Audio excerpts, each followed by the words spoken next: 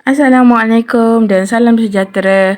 Saya Fatin Nur Syamimi yang akan bersama anda hari ini dan kita akan membincangkan isu hangat yang terjadi di Malaysia pada hari ini. Pertama sekali, syukur kehadrat ilahi kita dapat bertemu lagi dalam forum ilmiah pada kali ini. Jadi, saya tidak ingin membuang masa, saya akan terus membentangkan dan membincangkan tajuk forum kita pada hari ini. Tapi sebelum tu, saya sangatlah berbesar hati untuk memperkenalkan ahli-ahli panel kita yang akan bersama-sama untuk menjawab soalan-soalan serta mengemukakan pendapat mereka. Jadi, panel yang pertama adalah Cik Nur Hafsah binti Abdul Aziz. Panel kedua adalah Zarid Sofia binti Zailani. Panel ketiga ialah Cik Nurhijana binti Abdul Samli. Jadi seperti yang anda mungkin tahu ataupun mungkin anda tidak tahu, rakyat Malaysia kini digemparkan dengan satu kes ataupun isu lah yang sangat memberikan implikasi ataupun kita kata kesan kepada emosi masyarakat kita. Isu ini di mana seorang pegawai polis melanggar seorang pelajar calon SPM di Ipoh Perak, tak silap saya.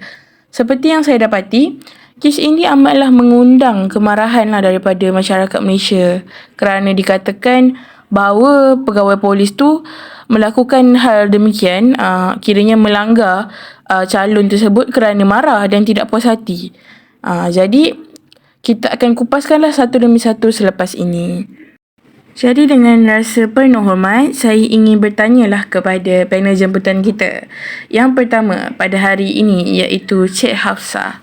Jadi Cik Hafsah, apakah pandangan ataupun pendapat Cik Hafsah secara individu terhadap kes yang berlaku ini? Okey, terima kasih kepada moderator Cik Fatin Syamimi. Pada pandangan saya, isu tersebut tidak sewajarnya diperlakukan oleh pihak PDRM iaitu pihak polis, tambahan pula yang berjawatan tinggi yang melakukan perkara tersebut. Dalam hal ini, walaupun beliau adalah pegawai kanan polis, pihak polis yang lain tidak seharusnya mengambil isu ini sebagai isu remeh kerana ia melibatkan nyawa orang awam. Dalam hal ini, keluarga mangsa perlukan keadilan. Okey, dalam kejadian tersebut, kes ini difahamkan pihak polis tersebut tidak puas hati berkenaan mangsa yang membuat bising motosikal. Tidak sewajarnya pihak polis melanggar mangsa sehingga meninggal dunia disebabkan hanya kerana kesalahan membuat bising. Banyak tindakan lain yang boleh dibuat oleh pihak polis terhadap mangsa seperti denda, saman dan sebagainya. Bukan tindakan polis tersebut dengan melanggar lari. Okay, sebagai seorang individu, bagi saya, kita seharusnya memahami keutamaan pihak polis adalah mengekalkan keamanan dan keselamatan. Tetapi sebaliknya, yang diperlakukan oleh pihak polis tersebut yang melakukan jenayah, langgar lari dan tidak bertanggungjawab atas kesalahan yang diperlakukan.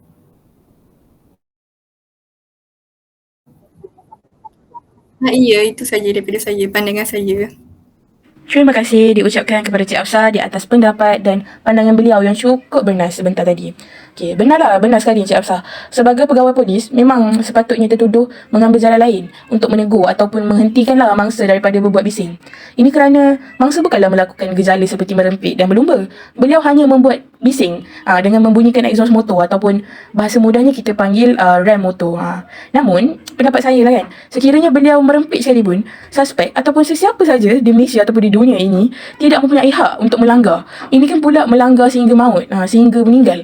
Seperti pendapat Cik Hafsah tadi pun, suspek boleh je terus menyaman ataupun untuk kes inilah kan, boleh saja terus memarahi pelajar tersebut. Beritahu dia bahawa dia ni telah mengganggu ketenteraman awam supaya dia menghentikan kegiatan rem motornya tu. Marah saja. Tidaklah terus melanggar, tidaklah mengikut perasaan terus melanggar sehingga mati. Itulah. Jadi itu cuba sedikit buat masa sekarang yang kita mampu kupaskan berkaitan kes ini.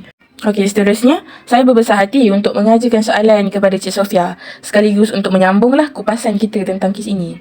Jadi, daripada perspektif Cik Sofia sendiri, apakah kesan yang dapat dilihat dan diteliti berkaitan dengan isu ini? Okey. Baiklah, terima kasih Cik Moderator. Pertamanya, terima kasih kerana menjemput saya bagi berkongsi maklumat berkaitan forum kita pada hari ini. Kesan yang saya dapat lihat berkait isu ini adalah dapat mencemarkan nama baik institusi Polis Diraja Malaysia PDRM, kerana dasar utama Polis Diraja Malaysia ni antaranya ialah memelihara undang-undang dan ketenteraman, mengekalkan keamanan dan keselamatan Malaysia serta mencegah dan mengesan penjenayah. Tetapi pegawai polis itu sendiri melakukan jenayah membunuh terhadap mangsa tersebut dan tidak bertanggungjawab atas kesalahannya. Oleh hal yang demikian, kebanyakan masyarakat terutama netizen di media sosial, mereka mengungkapkan rasa tidak puas hati atas tindakan pegawai polis tersebut. Kerana para netizen juga ada berkata, tugas pegawai polis sepatutnya menjaga keselamatan rakyat dan menjadi contoh yang baik kepada orang awam. Tetapi pegawai polis tersebut melakukan hal yang sebaliknya. Jadi tak kisahlah apa-apa jawatan sekalipun, kita mestilah menjaga nama baik institusi pekerjaan kita. Seterusnya, poin yang kedua adalah kesan yang saya dapat lihat adalah masyarakat akan hilang kepercayaan dan keyakinan terhadap pegawai polis dan anggota polis kerana tidak melindungi orang awam, malah membuat jenayah membunuh terhadap pelajar SPM itu dengan sengaja. Oleh itu, kesemua anggota dan pegawai polis mestilah menjaga kerjaya masing-masing sekaligus memastikan kebajikan dan keharmonian rumah tangga, masyarakat dan negara juga dijaga dengan sebaiknya. Kesan yang ketiga yang kita dapat lihat adalah membunuh ni sendiri, membunuh seorang Muslim dengan sengaja termasuk salah satu dosa besar. Allah Subhanahu Wa Taala menjelaskan perkara ini dalam firman-Nya, iaitu dan sesiapa yang membunuh seorang yang beriman dengan sengaja, maka balasannya adalah neraka Jahannam. Dia kekal di dalamnya, Allah murka kepadanya dan melaknatnya, dan Allah sediakan untuk dia azab yang bersangatan. Daripada surah An-Nisa ayat 93. Berdasarkan isu ini, pegawai polis ini dikatakan oleh isterinya mempunyai sifat baran yang tidak terkawal sehingga kan melanggar pelajar SPM yang bermotosikal itu dengan sengaja. Oleh itu, tak kisahlah siapa-siapa pun, setiap individu mestilah bijak mengawal emosi apabila sedang diuji dengan masalah untuk mengelakkan perkara yang tidak diingini dan untuk mengelakkan kesan yang buruk berlaku. Itu sahaja daripada saya. Okey, baik. Sungguh mendalam ya pendapat Encik Sofia. Mendalam dan sangat menusuk kalbu. Terima kasih Encik Sofia lagi sekali atas pendapat yang sangat bernas dan relevan buat saya. Jadi, saya amat bersetujulah dengan Encik Sofia, lebih-lebih lagi berkaitan dengan kepercayaan rakyat dan masyarakat kepada anggota polis. Kerana baru-baru ni saya ada melihatlah video berkaitan kes ini dipaparkan. Sekarang kita penuh dengan istilah viral kan. Jadi saya ada melihatlah video ini di media sosial. Saya lihat di TikTok. Jadi di ruangan komen tu mereka seolah-olah menyalahkan semua anggota polis. Semua ya. Dengan melabelkan anggota polis semuanya tidak berguna lah. Dan mereka ni dapat menyelamatkan diri daripada tuduhan. Sekiranya mereka dituduh bersalah. Kiranya kalau mereka ni berjawatan tinggi, mereka akan dapat melepaskan diri. Ataupun sesuatu kes yang mereka buat tu dapat diselesaikan dengan mudah. Tanpa mereka nak pening-pening nak bicara ke mahkamah ke macam tu. Jadi netizen di ruangan komen tersebut mestilah confirm lah dia orang menyebut dan menekankan kepada pegawai polis yang berjawatan tinggi.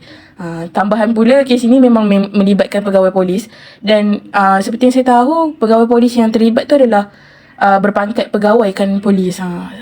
Tinggi jugalah, antara yang tertinggi lah. Itulah, jadi apabila ditambah pula dengan memang suspek tu sendiri pun memang jawatan tinggi, memang diorang netizen Malaysia ni memang teruslah mengaitkan segalanya lah. Itu memang menjadi normalisasi masyarakat Malaysia. Baiklah, kita sudah hampir ke penghujung forum ini ya.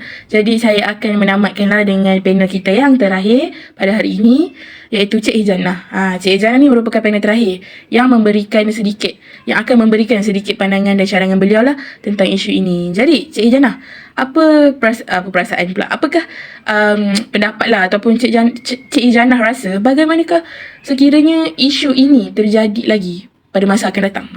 Mungkinkah ada cara ke ataupun metod ke atau pendekatan yang kita dapat realisasikan? Apa pendapat Cik Ijana?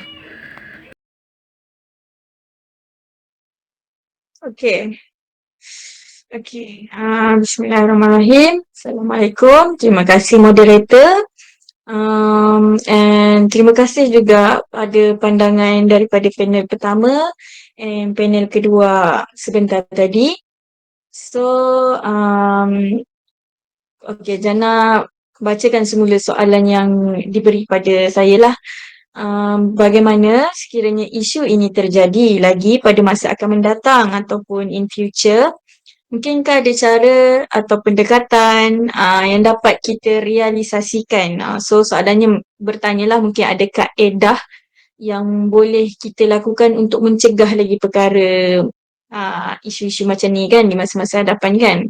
Okey, so sebelum saya membuka ruangan berkongsi tentang intervensi ataupun pendekatan yang saya fikir untuk kongsikan lah, suka untuk saya selitkan sedikit ruang untuk berkongsi tentang pendapat saya secara individu lah. So ni adalah apa yang saya pandang daripada kejadian ni berlaku.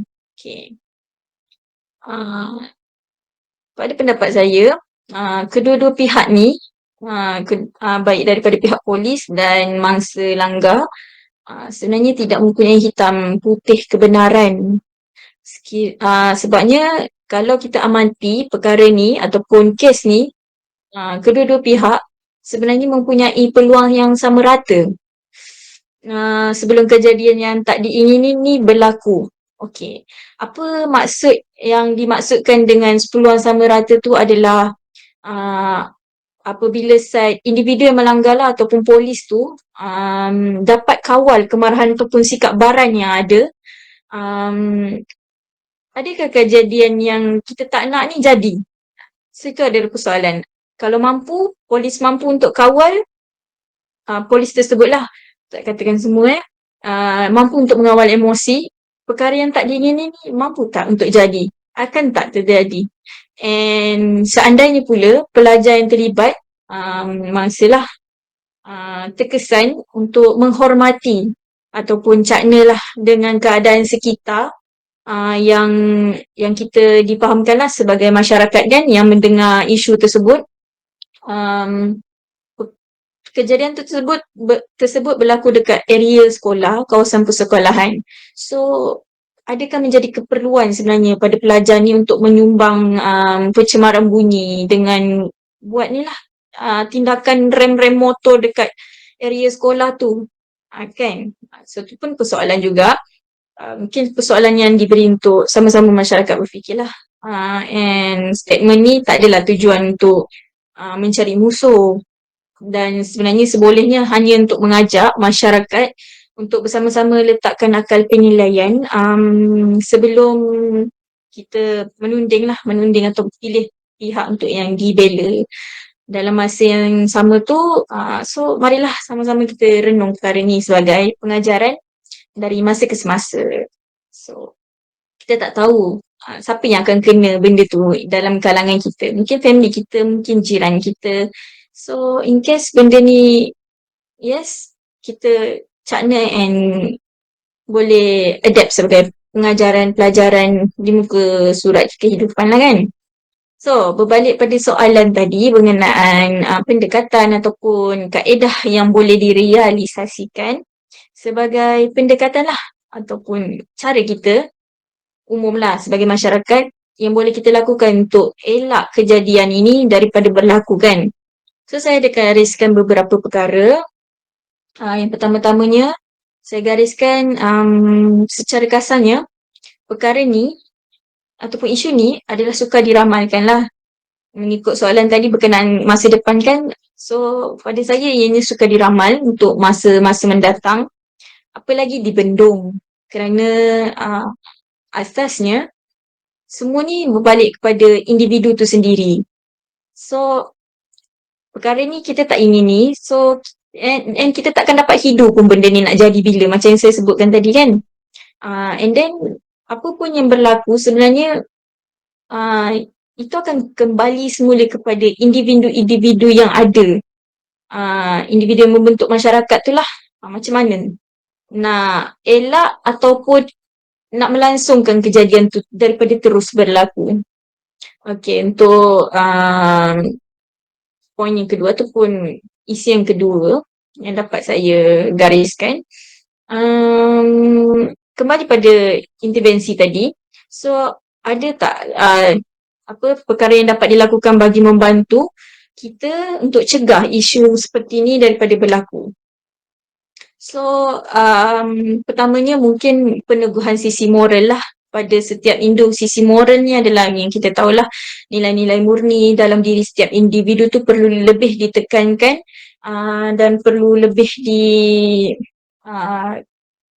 kita terapkanlah dalam kehidupan seharian, baik pada sisi penguat kuasa, polis, pelajar, mungkin guru, and mungkin mana-mana individu yang bergelar pekerja, yang bermain dengan emosi lah. So ada baik dia untuk tekankan sisi moral tu, saling menghormati, nilai-nilai murni yang terdengar remeh tapi sebenarnya berat untuk dilakukan.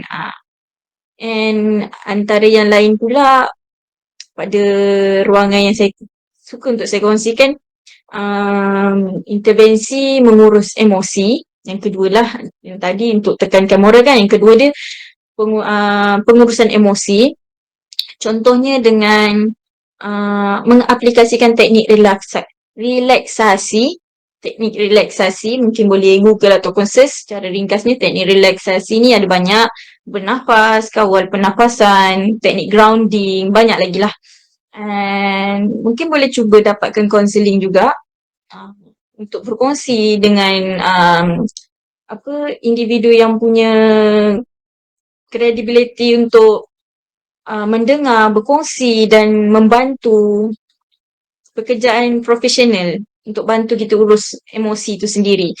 Ataupun yang ketiga, dah susah nak luangkan masa untuk hilangkan emosi tu, mungkin boleh bawa kita bercuti, bawa family bercuti, ambil cuti. Jangan pandang remeh ataupun rendahlah dengan emosi marah, sedih, yang kita rasa tu.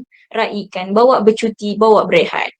And seterusnya, pendekatan atau intervensi yang boleh saya kongsi adalah seperti panel pertama dengan panel kedua sebutkan tadi, sebabkan isu macam ni akan memberi tamparan lah kepada pihak masyarakat and yalah jelas pada pihak PDRM lah. Setitik nila rosak sebelanga, betul kan? Ya. And then yalah, adalah baik untuk menekankan keadilan. Intervensi dia lah pada tempatnya, baik pada individu yang melakukan kesalahan maupun individu yang terkesan pada keadaan. Maksud dia, keadilan tu sendiri adalah meletakkan sesuatu pada tempatnya. So kalau beratnya kes ni pada kesalahan polis yang melanggar, letakkan hukuman ataupun pengajaran yang setimpal pada perbuatan tersebut. And pada individu yang terkesan menjadi mangsa, apa pula? Mungkin pendekatan ataupun kaedah yang kita boleh gunakan sebagai peringatan. Untuk tanda peringatan lah, jangan untuk ulangi ataupun cuba untuk elakkan perkara ini daripada terjadi. Last but not least, mungkin yang terakhir lah, intervensi yang dapat saya kongsikan, panjang kan, adalah kaedah mencegah ni yang wujud dan dapat dilihat atau direalisasikan adalah pada hujungnya, pada tokok tambahnya pun, tokok tolaknya adalah usaha bersama daripada pelbagai pihak. Maksudnya perkara yang tak diingini ni boleh kita elakkan dengan kerjasama daripada individu. Itulah yang sedikit sebanyak dapat saya kongsikan, intervensi, pandangan, perkongsian saya dalam ruangan forum ni. Okey, baik. Saya kembalikan semula perbincangan kepada kepada kita punya moderator lah. Terima kasih. Baiklah. Terima kasih Cik Jana, sangat panjang dan sangat jelas ya speech ataupun kita panggil hujahan. Hujahan beliau sungguh bijak dan aman. Jadi somehow pendapat saya sendiri juga seperti pendapat Cik Jana. Hal ini kerana perkara yang berlaku ni, sekiranya kita lihat balik kan ataupun kita tilik semula daripada titik mula berlakunya adalah semuanya kerana emosi. Apabila emosi ni tidak dapat dikawal oleh seseorang individu, dia memang akan mampu melakukan sesuatu tanpa berfikir panjang. Dan of course lah, benda yang jadi tu, benda yang dilakukan tu akan mendatangkan kesan yang buruk kepada diri sendiri ataupun orang lain. Jika melibatkan diri sendiri, saya rasa tidak ada masalah lah, kerana pelakunya biarlah terjadi kepada pelaku. Namun ini apabila melihat mengaitkan orang lain, itu yang menjadi masalah. Jadi itulah yang saya dapat kiranya dapat simpulkan lah daripada pendapat Encik Ijana tadi. Okay, jadi kesimpulan saya yang saya mampu simpulkan lah daripada keseluruhan perbincangan kita tentang kes ini adalah, tak kira lah kita ni memiliki pangkat kan ataupun nama ataupun darjat yang lebih tinggi berbanding orang lain, kita masih tidak boleh suka hati melakukan sesuatu untuk memuaskan hati sendiri. Sebagai seorang, tambahan pula sebagai seorang yang digelar penyelamat dan memiliki tanggungjawab besar terhadap negara, suspek lah terutamanya. Namun apapun, tak kira lah suspek ataupun mana-mana anggota beruniform, mereka ni seharusnya mampu mengawal perasaan dan emosi, kerana mereka ni telah menjalani latihan dan juga orang kata training lah yang cukup untuk mengawal emosi, mengawal fizikal, mental. Jadi mereka ni adalah antara insan-insan yang terpilih. Jadi kita agak khawatir lah kenapa ya ada masalah begini sehingga melibatkan nyawa, dan bila ditilik rupanya baran. Jadi macam sangat tidak realistik lah untuk saya. Tapi benda dah jadi kan. Dan saya nak menambah lagi, tidak kira lah kesalahan yang dilakukan oleh orang awam tu besar atau kecil, Malaysia ni kita dah ada undang-undang yang ditetapkan. Why not kita ni ikut sahaja, follow sahaja undang-undang yang memang dah ada. Jangan kita buat undang-undang sendiri, dia rem motor aku kena langgar dia. Itu yang jadi masalah. Tambahan pula untuk kes ini, mangsa tersebut hanyalah mengganggu ketenteraman awam. Kita tak nafikan benda tu memang salah lah. Memang salah. Rem motor tu memang orang kata menjengkelkan lah ataupun annoying. Tapi apa yang menimpa mangsa tu sangatlah tidak setimpal. Sangat-sangat tidak setimpal. Kau rem motor, kau kena langgar. Macam sangat tidak adil lah untuk beliau. Rakyat Malaysia sendiri berasa amat kesal dan marah. Dan saya rasa mereka ni bukannya ingin menyalahkan suspek tu 100%. Namun, diorang ni rasa kesal dengan perbuatan yang melibatkan nyawa mangsa itu sendiri. Disebabkan nyawa tu memang terkesan bukan setakat family, tapi satu Malaysia. Sebab sangatlah tidak adil kepada family, apatah lagi kepada mangsa lah yang sudah meninggal dunia. Oleh itu, saya sangat-sangat berharap agar Mahkamah Malaysia sendiri dan ahli dan pihak-pihak yang bertanggungjawab lah mampu menegakkan hak-hak tertentu kepada ahli keluarga mangsa. Dan kami di sini mengucapkan salam takziah kepada keluarga mangsa. Saya juga berterima kasih kepada semua panel kita yang sangat memberikan kerjasama yang baik. Terima kasih dan semoga kita berjumpa lagi di sesi forum akan datang. Assalamualaikum. Waalaikumsalam warahmatullahi wabarakatuh. Terima kasih. Terima kasih.